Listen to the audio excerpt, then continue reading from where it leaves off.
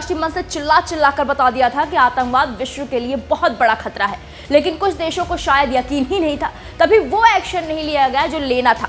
आतंकवाद फैलाने वालों को, आतंकी पालने वालों को ऐसा सबक सिखाना चाहिए था जिससे दहशत फैलाने के बारे में सोचने पर भी इनकी रूह कांप जाती। खैर, अब इस्लामिक आतंकवाद से सिर्फ भारत ही नहीं परेशान है, बल्कि और भी देश परेशान हैं। अब तो ये मुद्दे संसद में भी उठ रहे हैं। जी हाँ, और इस्लामिक देश आतंकवाद के मुद्दों को लेकर संसद में बड़ा दावा भी किया गया है। अब आप सोच रहे होंगे कि भारत में तो अभी मानसून सत्र शुरू ही नहीं हुआ, मुद्दे उठाए कहाँ गए, कौन सी संसद में उठाए गए। दरअसल भारत कई सालों से इस्लामी आतंकवाद के खिलाफ दुनिया भर में आवाज बुलंद करता आ रहा है, लेकिन वैश्विक शक्तियों ने इस पर चुप्पी साधे रखी।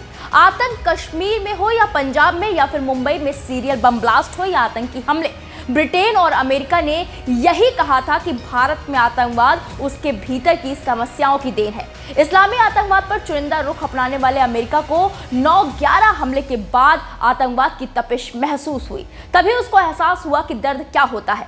फिर भी उसने अफगानिस्तान में बैठे लादेन से बदला लेने के लिए आतंकवादियों के आका पाकिस्तान को अपना मित्र बना लिया। यह अपने आप में हास्यास्पद ही था कि आतंकवाद को जड़ से मिटाने का संकल्प लेने वाला अमेरिका आतंकवाद की खेती करने वाले पाकिस्तान को अपने साथ ले लिया। इसका खामियाजा भी अमेरिका को भुगतना पड़ा। अब जाकर ब्रिटेन को महसूस हुआ है कि इस्लामी आतंकवाद से उसे भी बहुत बड़ा खतरा पैदा हो चुका है। आखिरकार ब्रिटेन ने स्वीकार कर ही लिया कि उसके लिए इस्लामी कट्टरपंथ बड़ा खतरा बन चुका है। उसने ये भी स्वीकार किया कि सिख कट्टरपंथियों की संख्या भले ही मुस्लिम कट्टरपंथियों की तुलना में कम है, लेकिन भविष्य में ये देश के लिए खतरनाक साबित हो सकते हैं। बता दें कि ब्रिटेन की संसद में एक चौंकाने वाली रिपोर्ट आई है। इस रिपोर्ट में दावा किया गया है कि देश को सबसे बड़ा खतरा इस्लामी आतंकवाद से है। ये रिपोर्ट तब सामने आई है जब अल-कायदा और इस्लामिक स्टेट जैसे आतंकी समूहों से जुड़ाव ऑनलाइन चरमपंथी प्रभावों के लिए रास्ता बना रहा है। गृह मंत्री सुएला ब्रेवरमैन ने हाउस ऑफ कॉमन्स में contest the United kingdoms strategy for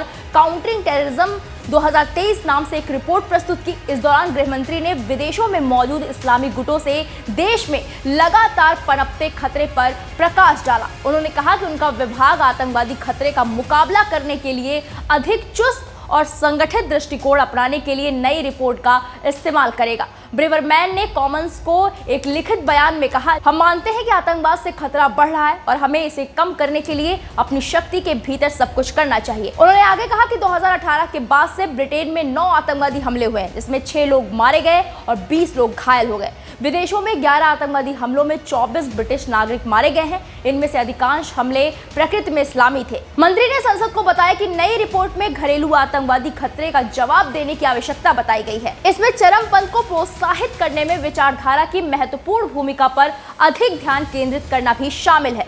report में चेतावनी दी गई है कि अल-कायदा और इस्लामिक स्टेट से जुड़े समूह अब पहले से कहीं अधिक क्षेत्रों में अधिक आजादी के साथ काम कर रहे हैं। ब्रिटेन में प्रमुख घरेलू आतंकवादी खतरा इस्लामी आतंकवाद से है, जो 2018 के बाद से लगभग 67% हमलों के लिए जिम्मेदार है। वास्तव में देखा जाए तो वैश्विक स्तर पर लड़ाई इस्लामिक आतंकवाद और कट्टरपंथ से है।